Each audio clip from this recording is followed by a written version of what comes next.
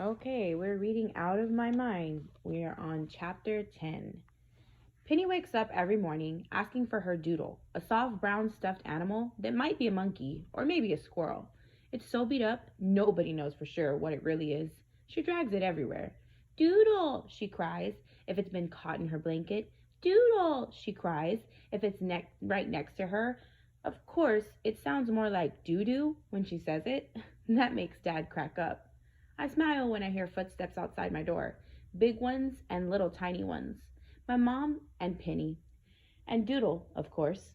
Sometimes my legs and arms are stiff from being in the same position all night, and sometimes my toes tingle. My bedroom door opens. Dad never gets around to fixing that squeak. Mom traces a finger along my cheek.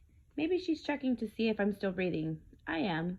I open my eyes. I wish I could say good morning, but I just grin instead. She pulls me up and hugs me, rarely stopping to sit in the rocking chair anymore, and rushes me to the bathroom because I usually have to go really bad first thing in the mornings. Penny trails behind us wearing a huge red and white hat like the one in The Cat in the Hat. The girl has a major hat obsession, and always with her doodle. Butterscotch is never far from her. She lets Penny put hats on her and somehow endures Penny's hugs, which can sometimes feel more like chokeholds. I've gotten a few. She barks to alert Mom and Dad if Penny gets too close to an electrical plug or to the front door. Our bathroom is painted ocean blue and is large enough for Penny, Butterscotch, me, and Mom, and my chair, without feeling crowded. That's a good thing, because we spend lots of time in there. Penny and I make pretty big messes, but at least I don't have to wear diapers. It's bad enough that someone has to put me on the toilet, but diapers? Yuck. Even the doctor said it would be impossible by the time I was 3. My mom had me potty trained like any other kid my age. I hated sitting in dirty diapers, and she hated changing them, so I figured out a way to let her know I had to go, and she hustled me to the bathroom toilet. Mom and I could sometimes talk without words. I point to the ceiling, and somehow she just knows whether I'm talking about the ceiling fan, the moon, or the dark spots where the rain leaked through rain leaked through during the last thunderstorm. She can tell if I'm sad, and she can sense when I need a hug. She rubs my back and makes me relax when I'm tense and upset. She tells me jokes sometimes when Dad isn't listening, and we both crack up. One morning, as she was getting me dressed for school, I pointed to her stomach, then covered my eyes as if the sight were too much to look at. It was shortly after that Penny had been born, and she still had a good-sized baby bulge. "Are you calling me fat?" she asked, acting insulted. I laughed a little and said, which is the closest thing I've ever gotten to yes. "Take it back," she said, tickling the bottom of my feet. Instead, I held my arms out like I was making a big circle, and I laughed loud. Huge, enormous, like an elephant. I could tell she knew what I was thinking. We both rolled with laughter, and then she hugged me tight. I wish I could tell her I loved her. Mom knows when I'm hungry or thirsty, and whether I need a glass of milk or just some water. She can tell if I'm really sick or simply faking it, because sometimes I do pretend that I don't feel good, just so I can stay home. She can tell what my temperature is just by feeling my forehead. She only uses the thermometer to prove she's right. I can tell stuff about what she's thinking, too.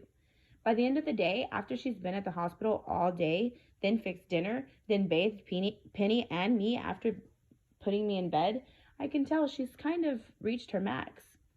She breathes hard. Her forehead is sweating. I sometimes reach out and touch her hand with mine. I can feel her calm down, and she'll trace her finger along my cheek, just like she does in the morning, and gives me a kiss goodnight. Every Saturday morning, after I've been fed, Mom reads the newspaper while she has her coffee, and Penny smashes bananas on her high chair tray. Butterscotch doesn't like fruit, but she stays close by, just in case someone drops a piece of bacon. Mom's off on the weekends, so she relaxes. She sometimes reads articles to me or tells me about the latest hurricane or uprising of explosions in the world.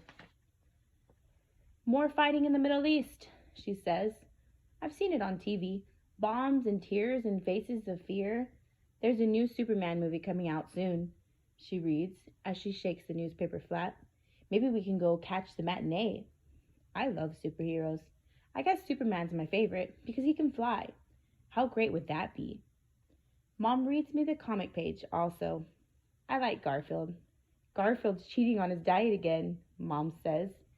He ate John's lasagna and Odie's meatballs. I laugh and point at Mom's hips. Are you calling me fat again, Miss Dee Dee? Just because I finished off your spaghetti last night? And I grin. You'll be sorry when I start feeding everybody lettuce for lunch. We both laugh. Mom's not even close to being fat, but I like to tease her. For my 10th birthday, I got a whole book of Garfield cartoons. Now that's what's up. I made Dad read it to me over and over. And Garfield is a cat who has a lot to say, but all his words are written in little circles above his head. He can't really talk, of course. He's a cat. But sometimes that's how I feel.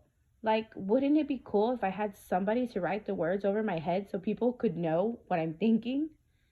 I could live with that. Large floating bubbles above me, speaking for me.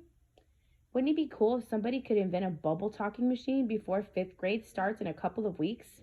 Ha! When I try to talk, the words are exploding in my brain, but all that comes out are meaningless sounds and squeaks.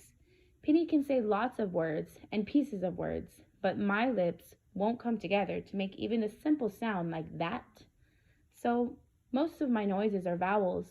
I say and I say ah pretty clearly. And if I concentrate, sometimes I can squeeze out a buh or a huh. That's it. My parents can usually figure out what I need just by listening carefully. To outsiders, I probably sound like one of those children who was raised by wolves. My communication board, even with everything that Miss V has added to it, well, it sort of sucks. For example, one afternoon early this summer, I had taste for a Big Mac and a shake. Vanilla. I love fast food. Mom wasn't home, and getting my father to figure out what I wanted sometimes is a big job. I pointed to the picture of my dad and the word go, the word eat, and a happy face. That's all I had to work with. I gotta give him credit. He really tried. He asked me a million questions, so I could point to yes or no. Are you hungry? Yes. Okay, I'll fix you some tuna salad. No, I pounded on the tray. I thought you said you were hungry. Do you want some spaghetti? No. Gentler this time. So what do you want? No answer. Nothing on my board could describe it. I pointed to go again. You want me to go in the kitchen and cook you something? No. You want me to go to the grocery store? No. I was starting to get upset, pounding on the board with my right thumb once more. I don't get it. You said you wanted me to get you something to eat. Yes. Once again, I pointed to Dad's picture, then go, then eat, then the happy face. I could feel one of my tornado explosions starting. I started to kick, and my arms got all tight. It was driving me crazy that I couldn't tell him about a stupid Big Mac. Calm down, sweetheart, Dad said softly. My jaw felt like steel bars. I knew I was breathing hard, and my tongue wouldn't stay in my mouth. I hit my board once more, aiming at no word in particular. Arrgh! I screeched. I'm sorry, Melody, but I can't figure out what you mean. I'm going to fix you some noodles and cheese. Will that be okay? I sighed, gave up, and pointed to yes. I calmed down while he cooked. The noodles were pretty good. A couple of weeks later, my dad and I were in the car and we passed by McDonald's. I screeched and he kicked and pointed like Godzilla was coming down the street. Dad must have thought I was nuts, but finally he said, "Would you like for me to stop and get a Big Mac and a shake for dinner tonight as a treat?" I shouted, "Ugh," as loud as I could, and kept on kicking with absolute delight as he pulled into the drive-thru. He never did make the connection between the fast food stop and my request a couple of weeks earlier, but that's okay. Even though it took us an hour to finish, it was one of the best hamburgers that I had ever had.